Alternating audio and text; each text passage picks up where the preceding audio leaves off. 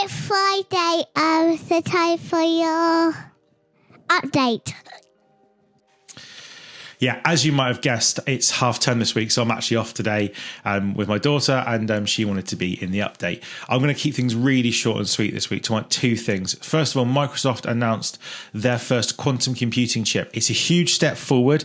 If what they say is true, it will take the scientists a few weeks, months, years to really refine out what the statements from Microsoft say, but it's a huge leap forward in quantum computing, and it's just another step towards that becoming a day-to-day reality. So really looking forward to what that brings, and it's great to see developments in that area.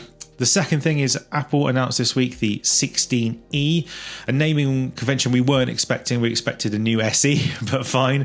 Microsoft and Apple love to rename things all the time, so why would they not do this? The only thing that I think is worth really talking about is the fact that this is the first device that doesn't have a Qualcomm chipset for communications in it. This actually is using an Apple C1 chip, so I think they've developed in-house using technology that they acquired when they bought out part of Intel's business back in 2019.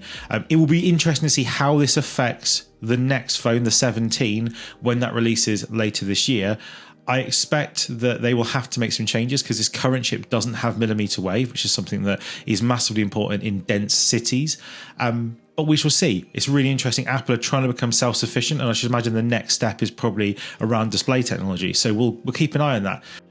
Outside of that, the Education Roundtable is going to be the 6th of March. You do not want to miss that if you're in the education sector. It's looking amazing. I'm really looking forward to hosting that again this year. And we are doing another live hack event on the 3rd of April. This is going to be a V2. We kind of refined what we did in the first one. We've learned a lot of things. I'm really looking forward to what that will bring. We don't know if we're going to be able to do this again. So if you want to be involved in that process, you really need to sign up and get a seat. And I'll drop the QR code and the link in the description. Outside of that, I'll see you next week for the next update. So goodbye. It's Friday, it's your weekly update.